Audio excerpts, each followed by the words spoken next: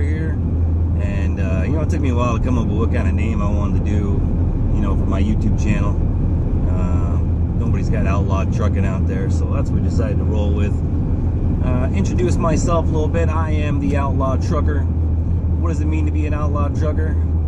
Well, it doesn't mean you don't go out there and follow the rules and all that stuff. I mean, I try to drive safe. I follow the rules. I don't speed too much, maybe a little bit, you know. I don't blow past the tolls or any of that stuff, but I guess I consider myself more of a patriot. So, patriot trucker maybe. But we're going to roll with Outlaw Trucker. So this is my introduction video. My real name is Dustin, and I'm from New York. And I've been a truck driver now for a couple years. Started off at one of the big major carriers, and I'm not really going to go through how that was or who it was, but I'll tell you this: if you name the top 3 carriers that you know suck to work for, and then you eliminate those by putting a couple periods in the first part of the name, you'll figure out who it was. And yeah, so without, you know, for fear of being sued, I'm not going to go into great detail about how this particular company and I fell apart only a couple months after I got started and went to their trucking school. But let's just say this: they tried to kill me with gross negligence twice.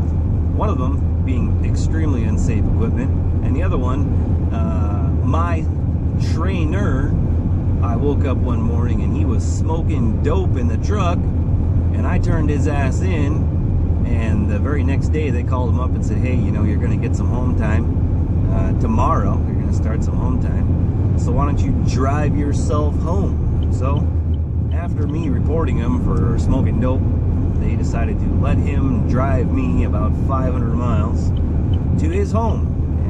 It was shortly after that I decided I was going to get out of that truck and leave it right where it was. And that's exactly what I did.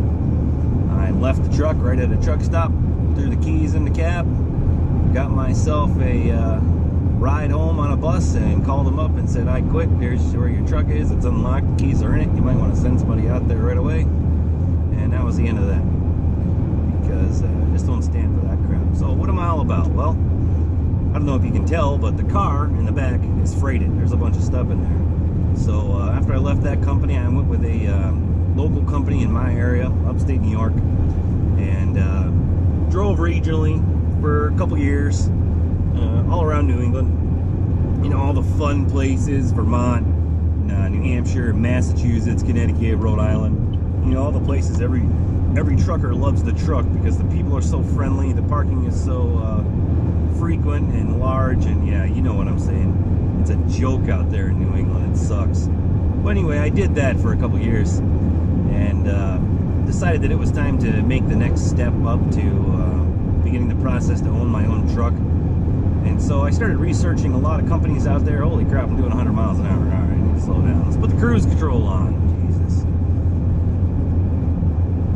Decided to start researching some other companies, and went with CRST out of Cedar Rapids, Iowa. So I am in a rental car, freighted, no longer doing 100 miles an hour. I'm glad I didn't see a cop right there.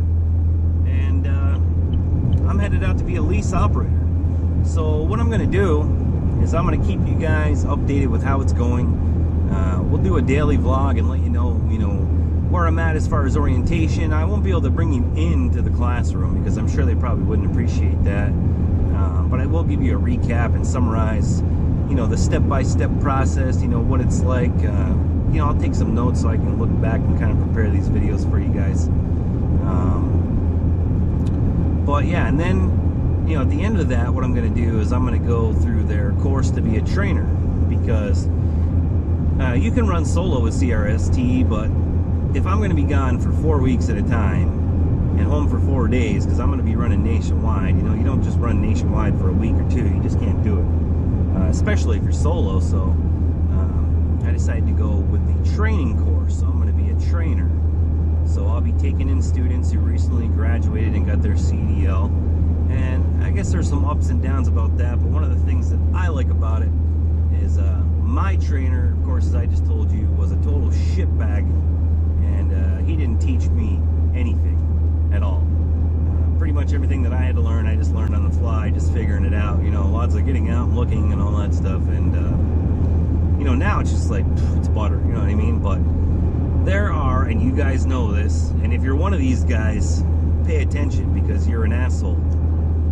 Lots of guys out there who do really stupid shit in trucks. The number one stupidest thing you can do is be parked on the shoulder because you had to take a leak or something, and then you get in, you put it in drive or first gear or whatever, you punch on the gas and you put on your directional and whip it right out into traffic at 10 miles an hour when it takes you 4 miles to get up to highway speed. You, sir, are a fucking dumbass. I can't tell you how many times I've had to slam on the brakes because some idiot who's parked on the shoulder all of a sudden decides he's going to whip it right out in front of me, and I've got a car next to me and I can't get over. And I tell you what, I've wanted to pull over and just beat the snot out of him, but I didn't.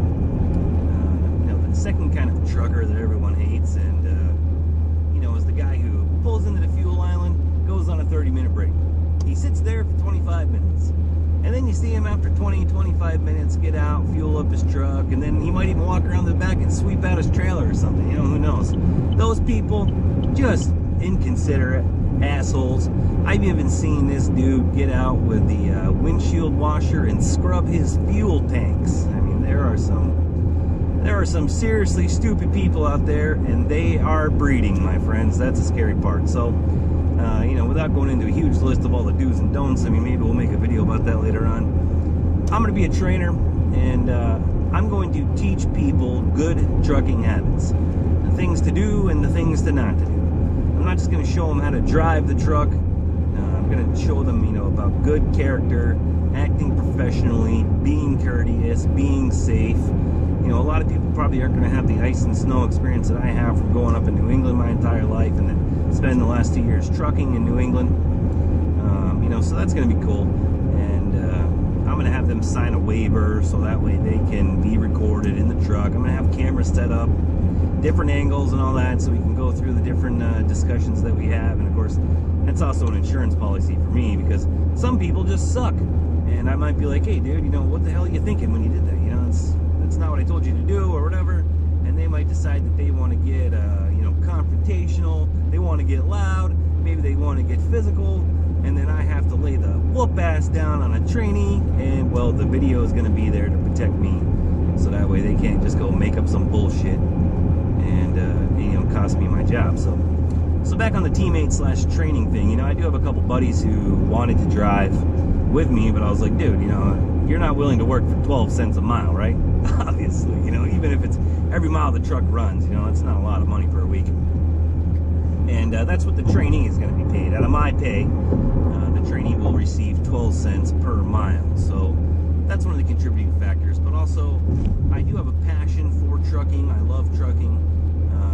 I consider myself a good truck driver, a courteous and professional trucker. And, I take very minimal risk, and I'm always aware of my surroundings. I'm not spacing out, and I'm not texting and driving and all that crap. So we're gonna do some future videos about the orientation process, how it goes through, CRST, and then the training course, and then we'll go through, some of the trainees and some of the processes that I use to train people, and maybe that'll help, you guys, if you guys decide that you want to take this path. First of all, you'll be able to see what it's like financially being a lease operator over at CRST. I'll show you my statements, my settlements. I'll show you what the cost is per mile and all that stuff to operate the truck, and give you some tips and tricks about being a lease operator. I did a ton of research before I went into this, read a bunch of books, and crunched all the numbers. And now I've hired an accountant, so that way I pretty much just have to save receipts, and then when I go home, I go see my accountant, and they're going to handle the bookkeeping for me, because I'm not really going to have time if I want to be training and driving to run a business at the same time. So I just need to focus on managing my money correctly, not spending money where I shouldn't be spending things, making sure the truck is getting paid first, number one, and trying to pay off the truck early. Tax-wise, you can only depreciate your truck for 3 years. So if it's a 5-year lease, I want to try to pay that truck off in 3 years, because otherwise those next 2 years is going to be taking cash flow out of my pocket to pay for the truck, because it's no longer going to be a deductible asset. tax, situations later on. But this is the Outlaw Trucker. This is my introductory video, and I want to welcome you guys to my channel. Thanks for joining. Please leave a like and subscribe, and post a comment if you have any questions or anything like that. I'll try to get on and respond to comments and all that stuff. I would like to open this forum up to four-wheelers and truckers and just normal people alike. I do ride motorcycle and drive tractor trailer, and so we're gonna have some content. We'll have some footage. We'll have some cool stuff.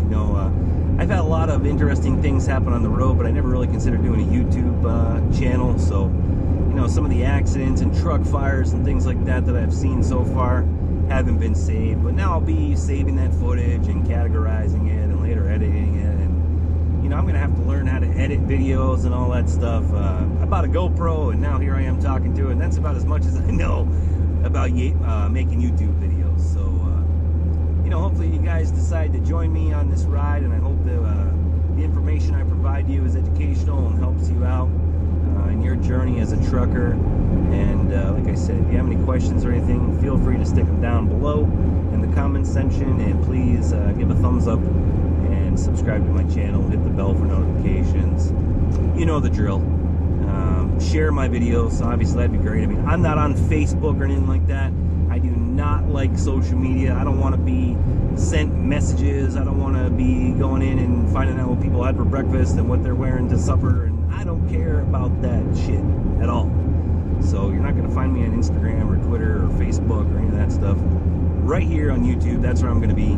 So if you want to interact with me, this is the place to do it. And with that being said, keep the shiny side up and the rubber side down. You guys have a safe trip. I'll touch base with you again in a couple days once I go through the first day of orientation, or maybe when I check into the dorm over there. Maybe I'll give you a view of what the dorm's like at the CRST training facility, because they do have special rooms for lease operators, and I'm curious to see what they're like. So yeah, we'll go from there. Good day, YouTube.